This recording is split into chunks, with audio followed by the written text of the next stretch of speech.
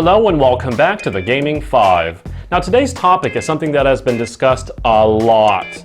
And when I say a lot, I mean I think everybody and their grandma has an idea. But I dare say my idea is the first time I've ever heard of it, when I start saying it out loud for the first time. Let's face the truth. The quality of third-party software has increased dramatically over the last several years. And without third-party software, a console is kind of not going to do too good. And that's where my evil plan comes into play. You see, Nintendo's really the only one that has problems with third parties. When I stop and think about it, I have played some really amazing games that are third-party games that I would not have been able to play if I only owned a Wii U. And now that we've established the baseline that there is quality software in the third-party space, let's talk about my plan that will probably cause some knee-jerk reactions, but makes sense if you keep listening to it. You see, a lot of plans involve Nintendo coughing up money, spending money to woo the third parties and get them back, or do something like make their system more powerful.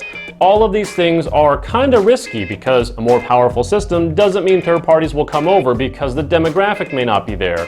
And on the flip side, Nintendo spending the money to woo in third parties all the time is probably going to make the game have to sell a lot more copies in an effort to recoup the costs, or even profit. You see, my idea involves something crazy, but again, logical if you listen to it. And this is where some buttholes will pucker.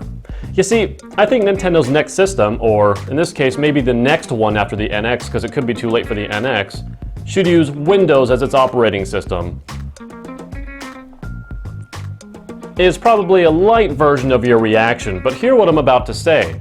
You see, you might have noticed that the Xbox One and Windows 10 PCs have become much closer. They're unifying the two so that if you have one game on one, you can simply have it on the other because it was already coded and made for Windows 10. Microsoft knows that if a game is made for the Xbox One, it's basically already been made for a Windows 10 PC. You see, the porting process is so cost efficient and so minimal that if you already released it on the Xbox One, it probably takes just one guy to make some slider adjustments and a couple of code changes, and it's got itself a PC release. So how does this work for Nintendo? Quite simply, if the game was already made for the Xbox and the PC, it's already been made for Nintendo's next platform. I know you're having trouble buying what I'm selling, but if you're actually having trouble with that, well, you probably hate Microsoft and you think that, oh, Windows always blue screens and it's got all kinds of problems. And you know, the truth is, if that's how you feel about it, you're probably still using Windows 97. Was there a 97? 95? 98. The 90s are just a blur. This would really work because Nintendo now doesn't have to spend money to woo third parties. Nintendo doesn't have to risk building a super powerful system that's either more powerful or competitive. They simply just have to say, look, you've already made the game for Xbox and PC, and we're using the same operating system.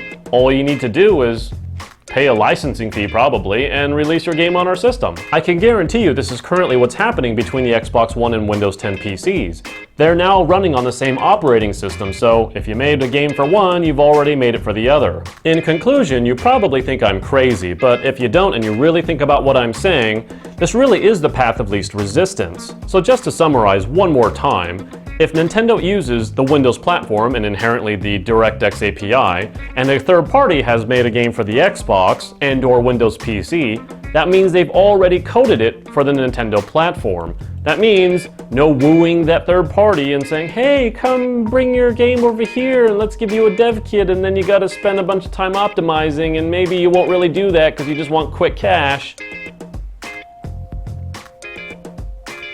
I kind of lost my chain of thought right there, so it's just going to jump cut. Now, before you also freak out and say, well, if it's run by Microsoft, then it's like a Microsoft platform, that's not true, because maybe you didn't know this. The Sega Dreamcast ran on a version of Windows Compact Edition, if my memory serves correctly. Now, the Dreamcast actually made kind of a mistake. It had dual OSs, so a developer could choose to actually develop for the regular OS or Windows Compact Edition. But the point is, Windows has run on a console before this that's non-Microsoft. Well, that's it for today. I'll see you next time on the Gaming 5.